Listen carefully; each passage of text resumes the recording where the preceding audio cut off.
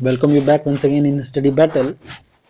जो लास्टली जब हमने वीडियो डिस्कस किया था सो उसमें जो टाइप्स ऑफ डैम्स थे, जो तरह तरह के टाइप्स ऑफ डैम्स थे ना, जैसे आपका आर्क डैम हुआ, अर्थ डैम हुआ, ग्रेविटी डैम हुआ या बटरेस डैम हुआ। सो इस तरह के जो टॉपिक्स थे दो वीडियो में जनरली हमने डिस्कस किया था। उसमें जो इंडिया के पॉइंट ऑफ व्यू से जो इम्पोर्टेंट थे, जैसे भाखड़ा नंगल डैम था, या जो आपका हीराकुंड डैम था, या जो आपका आर्क डैम जो इंडिया में है, इडुक्की डैम केरला में। सो उसके बारे में हमने डिस्कस किया था। सो आज हम उसी सीरीज को आगे बढ़ाएंगे। सो आज हम डिस्कस करेंगे कि जो फैक्टर्स हैं आपके इन्वेस्टिगेशन के लिए फॉर द साइट सिलेक्शन या डैम साइट सिलेक्शन के, या जो डैम साइट को इन्वेस्टिगेट करने के लिए जो पॉइंट्स हैं उसके बारे में आज डिस्कस करेंगे। ओके, सो आइए स्टार्ट करते हैं। सो दीज एमसीक्यूज जो हैं आपके, ये geological characters for the investigation. जो डैम का या डैम साइट डैम्स की साइट को इन्वेस्टिगेट के लिए जो कैरेक्टर्स हैं इन्वेस्टिगेशन के लिए, सो उसके बारे में ये क्वेश्चंस हैं। ओके, पहले भी मैंने बताया कि हम पहले जनरली जो जनरल क्वेश्चंस आते हैं उसके बारे में डिस्कस करेंगे, एंड प्लस आपका इससे टेस्ट भी हो जाएगा कि आप थ्योरी में जो पढ़ चुके हो, थ्योरी में जो आप पढ़ते हो, सो उसको आप अगर वही क्वेश्चन आपका थ्योरी वाला पोर्शन जैसे आपका एमसीक्यू टाइप में या ऑब्जेक्टिव क्वेश्चन में कन्वर्ट हो जाए, तो वो आपको कैसे डील करना है उससे आपको। ओके, सो वो हम आज डिस्कस करेंगे। सो जो पहला क्वेश्चन है, when a site is said to be sound which one of the following character is not desirable। Okay, जब आप किसी भी कंस्ट्रक्शन के लिए, इंजीनियरिंग कंस्ट्रक्शन आप कोई क्रिएट कर रहे हो, सो उसमें जब हम ये कहते हैं कि कोई साइट जो है वो बहुत साउंड है, ओके, जो बहुत अच्छी है, सो उसमें कौन से जो फैक्टर हैं वो डिजायरेबल नहीं है। ओके, सो उसमें जो ऑप्शन है आपका, स्ट्रांग होना चाहिए, इम्परमिएबल होना चाहिए, स्टेबल होना चाहिए, या परमिएबल होना चाहिए। तो देखिए, इस तरह के जब क्वेश्चन आ जाए कि जहां पे आपको कॉन्ट्राडिक्टरी ऑप्शंस मिल जाए, फॉर एग्जांपल देखिए इसमें ऑप्शन बी आपका इम्परमिएबल है, ऑप्शन डी आपका परमिएबल है। ओके, सो या तो जो साउंड जो आपका साइट है वो साउंड होने के लिए या तो वो जो कैरेक्टर है वो इम्परमिएबल होना चाहिए या वो परमिएबल होना चाहिए। सो इस तरह के क्वेश्चन में जब भी आए, सो आप दो ऑप्शन को तुरंत कट कर दीजिए कि ये दो ऑप्शन स्किप कर दीजिए। इसमें आप जो ना कैंसिलेशन का फॉर्मूला अपनाइए कि कैंसिल कर दीजिए, दो ऑप्शन आपके बचे, परमिएबल होगा या तो वो इम्परमिएबल होगा। सो इन दोनों पे हमें फोकस करना है। ओके, अब क्वेश्चन आप ढंग से पढ़िए कि सेड टू बी साउंड मतलब उसको हम सूटेबल बनाने के लिए, किसी साइट को सूटेबल बनाने के लिए किस फैक्टर को desirable, which is not desirable, means कौन सा फैक्टर ऐसा है जिसको हम साउंड नहीं गिनेंगे। ओके, सो आपका परमिएबल और इम्परमिएबल दो ऑप्शन है। ओके, सो देखिए, परमिएबल तो होना ही चाहिए, सॉरी इम्परमिएबल होना चाहिए। अगर परमिएबल होगा वो वाटर का कंटेंट, अगर कोई परमिएबल होगा, परमिएबल का मतलब ये हुआ कि उसमें पोर स्पेसेस होंगे, पोर स्पेसेस होंगे तो उससे आपका वाटर जो लिक्विड मटेरियल है वो उसमें ऊज आउट होगा। सो लिक्विड मटेरियल जब लिक्विड मटेरियल को हम जैसे वाटर फॉर एग्जांपल कहें, सो वो जैसे ही इंक्लूड होगा, जैसे ही किसी बॉडी में या किसी बिल्डिंग या कंस्ट्रक्शन मटेरियल में इंक्लूड हो जाएगा, वो उसमें फेलियर क्रिएट करेगा। Okay, so technically the site should be as sound as possible, means as sound का मतलब strong, impermeable and stable sound rock at the site make the job of the designer much easier. Okay, he can evolve the best design. But अगर कोई भी material उसमें permeable type का है, permeable में जैसे ही पोर स्पेसेस क्रिएट होंगे, सो पोर spaces की वजह से जो आपकी स्ट्रेंथ है या जो उसकी कैपेसिटी है एक डिजाइन की, पर्टिकुलर डिजाइन की, पर्टिकुलर कंस्ट्रक्शन की, सो वो अफेक्ट होगी। ओके, सो आप सही ऑप्शन होगा that will be option D, permeable. Okay, permeable ना होकर के वो इम्परमिएबल होना चाहिए, तभी हम उसको एक साउंड रॉक कहेंगे या साउंड साइट कहेंगे। नेक्स्ट है, rocks are inherently of which type of material, means जो रॉक्स हैं आपकी वो इनहेरेंटली किस टाइप की मटेरियल हैं, आइसोट्रॉपिक, अनआइसोट्रॉपिक, होमोजीनियस और नॉन होमोजीनियस। ओके, सो इसमें देखिए जो आपका ऑप्शन तो यहां पे बी सही होगा, लेकिन बी सही होगा क्यों, rocks are inherently which type of material? Anisotropic का मतलब क्या हुआ कि वो they show variations in properties in different direction. Okay, for example अगर हम क्लीवेज की बात करें या फोलिएशन लिनिएशन प्लेन्स हैं जैसे क्लीवेज है, सो अगर वो मटेरियल जो रॉक है वो किसी क्लीवेज के डायरेक्शन में इंक्लूड करा दी गई है, क्लीवेज जिस डायरेक्शन में उसका क्लीवेज है उसी डायरेक्शन में अगर वो रॉक इंक्लूड करा दी गई है या उसी डायरेक्शन में वो रॉक एस्टेब्लिश है, सो उस रॉक के अलोंग वो जो भी रॉकी मटेरियल होगा वो स्ट्रांग नहीं होगा, उसके अगेंस्ट उसके पैरेलल ही वो टूटेगा, अलोंग टूटेगा।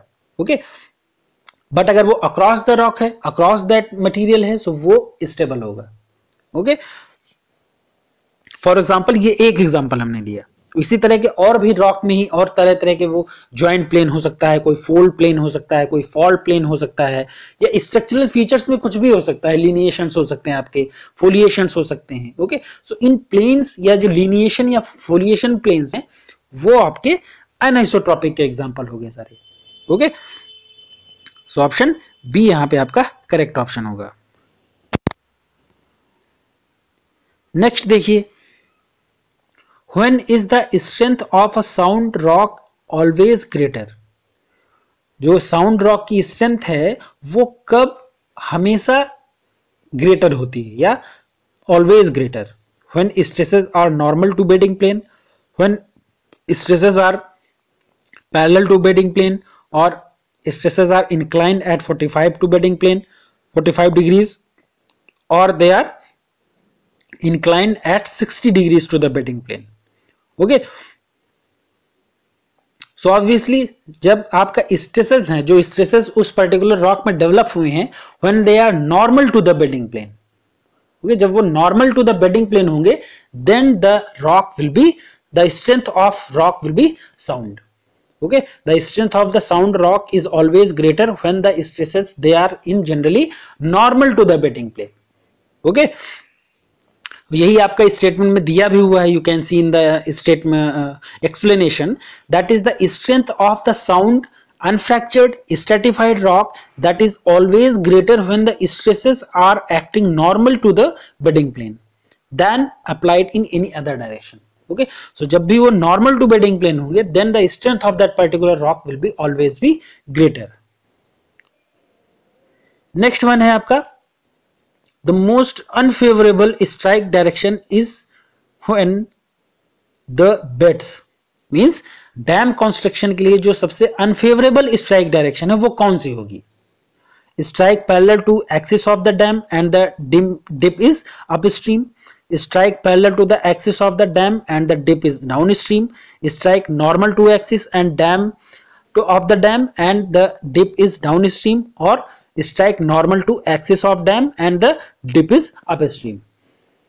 देखिए दो इसमें फैक्टर्स हैं, एक तो स्ट्राइक आपकी नॉर्मल होगी या पैरेलल होगी, या स्ट्राइक आपकी डाउन स्ट्रीम होगी या अप स्ट्रीम होगी। ओके, सो इससे आपको इस क्वेश्चन को करना है। ओके, सो आप देखिए ये हम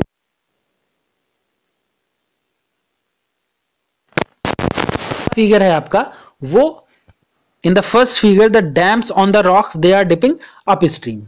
ओके, एंड जो सेकंड फिगर है आपका, जो राइट साइड पे फिगर है आपका, उसमें जो आपकी बेड है या जो डैम है that is dipping downstream. Okay, so देखिए जहां पे भी आपकी जो अप स्ट्रीम में डायरेक्शन है, so dams located on the rocks dipping up stream, so जब कभी भी डैम अप स्ट्रीम डायरेक्शन में लोकेटेड होगा that represents the one of the ideal foundation condition. Okay, upstream में अगर वो रॉक डेवलप है या अप स्ट्रीम में रॉक डिप कर रही है, सो वो फॉर्मेशन कंडीशन के लिए सबसे आइडियल है। Okay, they are the most favourable condition और the capable of supporting the weight of the dam. Okay, upstream में अगर वो डिप कर रही हैं, सो वो डैम के वेट को सपोर्ट करेंगी and pressure of the reservoir because of the resultant of these two forces act nearly at right angles. Okay, so इसमें देखिए आप अगर डैम को देखिए, इसमें इस एग्जांपल में अगर आप डैम साइड को देखिए, जो आपका फिगर ए हुआ, इसमें आप देखिए फिगर 10.3 वाला जो फिगर है, इसमें अगर आप देखिए तो इसका जो रिजल्टेंट है, ओके, इसका जो रिजल्टेंट है, ये रिजल्टेंट आप देखिए, so that is at nearly at right angles. Okay, ये देखिए बेट्स जो है आपकी वो इस तरह से डिप कर रही हैं। ओके, सो वो रिजल्टेंट से 90 डिग्रीज का एंगल क्रिएट करेगा, जो कि जो आपका सेकंड है, जो सेकंड डायग्राम इसमें दिया हुआ है, उसमें ऐसी कंडीशन नहीं है। उसमें देखिए वो अपोजिट डायरेक्शन में डिप कर रही है। आपका जो रिजल्टेंट है वो इस डायरेक्शन में है, देखिए इस डायरेक्शन में आपका रिजल्टेंट है। ओके, एंड जो आपकी बेट्स हैं वो भी उसी डायरेक्शन में डिप कर रही है, देखिए उसी डायरेक्शन में बेट्स की डिप है। सो इस वजह से जो फिगर ए में जो आपका 10.3 फिगर दिया हुआ है, dams on the rock dipping up stream, so जब वो अप स्ट्रीम में डिप करेंगी, सो अप स्ट्रीम जैसे ही वो उनका जो रिजल्टेंट है वो आपका right angles to the bedding plane. Okay, and up stream dipping and the further आगे क्या होगा कि अप स्ट्रीम डिप में जो rock doesn't allow to water in the reservoir to percolate below the dam. Okay, अब चूंकि जो up stream में रॉक जो आपकी बेड्स हैं वो डिप कर रहे हैं, इस वजह से जो वाटर है रिजर्वायर में उसको परकुलेट होने का टाइम नहीं मिलेगा। सो परकुलेशन की जो प्रोसेस है वो भी आपकी एंड हो जाएगी यहीं पे। Okay, so as a result, the leakage of the water and the development of the uplift pressure created by this water molecule, the water weight, they will be minimum. Okay, so इसमें जो आपका dipping upstream, ये आपका सही जवाब होगा। देखिए आप इसमें, अब आपके जो एग्जाम्पल जो दिए हुए हैं, अब इसमें ये कह रहा है the most unfavourable strike direction, जो सबसे अनफेवरेबल जो स्ट्राइक डायरेक्शन है वो आपकी देखिए strike parallel to the axis of the dam and the dip is down stream. So dip इसमें जहां पे डिप डाउन स्ट्रीम में हो जाएगी, वहां पे जो आपका फेलियर है, जो फेवरेबल कंडीशन है, वो सबसे स्ट्रांग होगी। ओके, यही आपके देखिए यहां दिया भी हुआ है एक्सप्लेनेशन में, the most unfavourable strike direction is the one in which the beds strike parallel to the axis of the dam and the dip is downstream and it must be avoided as far as possible. Okay, so हमने उसके पीछे reason भी देख लिया। Okay, next question is which of the following is not a method of dam construction when a shear zone is encountered? Construction on shear zone, grouting the shear zone, try and avoid the site as much as possible, और excavation and backfilling. सो देखिए इसमें आपका generally आप इसको टिक कर सकते हो। इसमें क्वेश्चन कह रहा है which of the following is not a method of dam construction when a shear zone is encountered.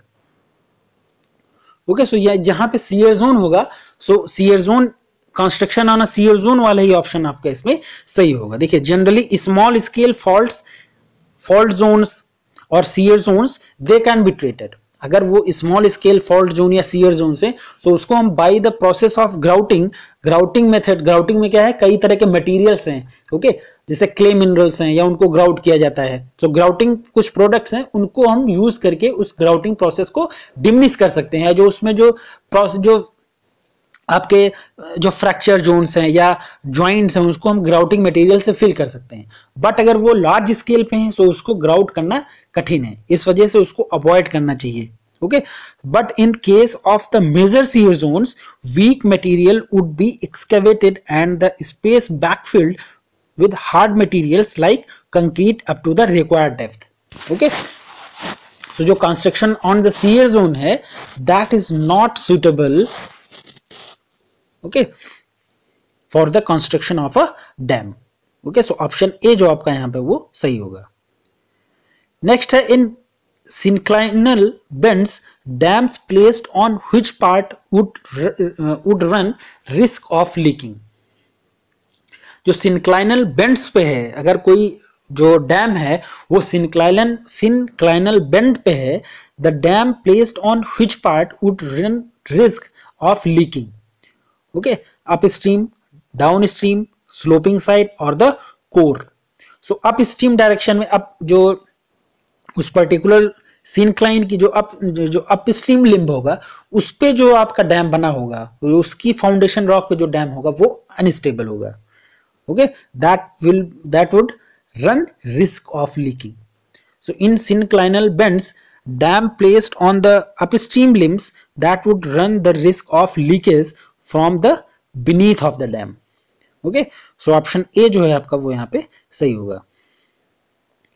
7th कह रहा है what aspect of the joint has to be thoroughly studied before the construction of a dam. So damn side पे अगर construction जो joints हैं वो अगर कर रहे हैं तो उसमें कौन सा जो फैक्टर है वो थॉरोली स्टडी करना चाहिए. Geometry of the joint, the depth of the joint, the nature of the joint और the texture of the rock. So obviously आपकी चाहे जियोमेट्री हो, किसी ज्वाइंट की डेप्थ हो या नेचर हो, they all constitute the texture of the dam. Okay, so ये तीनों पार्ट्स जो हैं आपके वो जब हम किसी डैम या किसी पर्टिकुलर रॉक का टेक्सचर पर स्टडी करते हैं तो उसमें जियोमेट्री भी आता है, डेप्थ भी आ जाएगा, आपका जो नेचर है रॉक्स का वो भी इंक्लूड हो जाता है. The geometry of joints, their intensity, nature as well as the continuity with the depth, they all must be thoroughly established and their effects on the site rocks evaluated and remedial measures they must also be taken care of in advance. Okay, so option D आपका जो the texture of the rock, that will be the correct one. Next one is which joints have to be established with greater care. किस तरह के joints को establish करना चाहिए with greater care? seat joints, mural joints, micro joints और the columnar joints. सो जो आपके micro joints हैं, माइक्रो जॉइंट्स मैंने पहले भी बताया ना कि जो माइक्रो जॉइंट्स होंगे वो आपके बहुत फाइनर होंगे. वो चाहे माइक्रो फोल्ड्स हो, फॉल्ट्स हो, आपके फ्रैक्चर्स हो, फोलिएशंस हो, लीनिएशंस हो, या चाहे जॉइंट्स हो, अगर वो माइक्रो स्केल पे हैं तो उनको डिटेक्ट करना बहुत आसान नहीं है. It's very tough for one to detect the micro faults और micro joints. Okay, so that's why जो occurrence of micro joints हैं, they have to be established with the still greater care as much as such as joint system. If left undertreated, they could be a source of many risk. Okay, अगर हमने joint system में अगर micro joints को detect कर लिया है then उनको हम ग्राउटिंग की प्रोसेस से फिल कर सकते हैं. बट अगर वो जो रिकनाइसेंस सर्वेइंग होती है, अगर रिकनाइसेंस जब रेकी जिसको हम कहते हैं वो प्रोसेस जब होती है तब इन सब सारी चीज़ों को गैदर किया जाता है, उसके बारे में रिपोर्ट जनरेट की जाती है. उस पर्टिकुलर एरिया पे जहाँ पे हमको डैम कंस्ट्रक्ट करना है उसकी जियोलॉजिकल हिस्ट्री को देखा जाता है, स्ट्रक्चरल हिस्ट्री को देखा जाता है. सो उसमें इन सब सारी चीज़ों को ध्यान रखा जाता है. सो जब ये स्टडी करी जाती है तभी जॉइंट्स के बारे में या फ्रैक्चर, फोलिएशन, फोल्ड्स कुछ भी है जो स्ट्रक्चरल फीचर्स है उनको स्टडी करा जाता है. क्योंकि उसके बेसिस पे अगर वो माइक्रो जॉइंट्स हैं, अगर वो स्टडी की गई है देन उन माइक्रो जॉइंट्स को हम ग्राउटिंग की प्रोसेस से फिल कर सकते हैं. ओके, बट अगर हम उसको अंडर ट्रीटमेंट में रखेंगे या हमने अवॉइड कर दिया उसको एंड अवॉइड करने के बाद भी उस पर फाउंडेशन है, सो फाउंडेशन रॉक वो धीरे धीरे आपका अनस्टेबल करता जाएगा. ओके, सो जो करेक्ट ऑप्शन होगा यहाँ पे वो आपका ऑप्शन सी माइक्रो जॉइंट्स होगा. नेक्स्ट है that fish culture in the stream is not affected by the construction of a dam. So statement यहाँ पे दिया हुआ है ना, आपको बताना है कि ये ट्रू है या फॉल्स है. So the fish culture in the stream is not affected by the construction of a dam. So ये आपको ट्रू है या फॉल्स ये बताना है. सो ऑब्वियसली ये फॉल्स ही ऑप्शन होगा, क्योंकि जैसे भी आप कोई कंस्ट्रक्शन करोगे, कंस्ट्रक्शन पर्पज से फॉर एग्जांपल अगर हमने डैम क्रिएट किया हुआ है सो ऑब्वियसली हम वहां पे कोई ना कोई फाउंडेशन रॉक को एस्टेब्लिश करेंगे. जैसे ही फाउंडेशन रॉक आएगी वो सबसे पहले जो फिश कल्चर है या जो एक्वाटिक एनिमल्स हैं वहां के उनको अफेक्ट करेगा. Okay, so environmentally speaking, the fish culture is the stream is the first sector to suffer a major shock due to the construction of a dam. Okay, so correct option यहाँ पे B होगा. Means जो statement दिया हुआ है कि fish culture affect नहीं होगा because of the construction of a dam, that is false. 10th one is knowing the lithology of the site is very important in terms of the safety and its feasibility. So ये आपका true है या false, आपको ये बताना है. Okay, सो obviously ये जो ऑप्शन यहाँ पे आपका या जो स्टेटमेंट दिया हुआ है वो ट्रू है. मींस ऑब्वियसली जब भी आप कंस्ट्रक्शन पर्पस की बात करोगे या किसी डैम साइट की बात करोगे, डैम को कंस्ट्रक्ट करने की बात करोगे, सो सबसे पहले जो हम यहाँ बात करते हैं वो लिथोलॉजी की बात करते हैं. क्योंकि जनरली जब आप फील्ड सर्वे करोगे तो उसमें आपका रॉक मिलेगा, मिनरल्स मिलेंगे, आपको कुछ प्लेन्स मिलेंगे, सो वो लिथोलॉजी के ही पार्ट है. Okay, so the single most important feature that must be known thoroughly at the site and all around and below the valley up to a reasonable depth is the lithology. Okay, means the type of the rock that makes the area or the minerals जो वहां पे हैं. So इन सब सारी चीजों में जो lithology का पोर्शन है वो सबसे पहले हमको स्टडी करना चाहिए. ओके, सो स्टेटमेंट जो यहाँ पे दिया हुआ है दैट इज ट्रू. सो ये आपके कुछ क्वेश्चंस हुए जो इन्वेस्टिगेशन है फॉर द डैम साइट, उससे रिलेटेड है. ओके, नेक्स्ट वीडियो में हम कुछ और क्वेश्चंस बात करेंगे जो इंजीनियरिंग जियोलॉजी के ही हैं. Okay, thank you.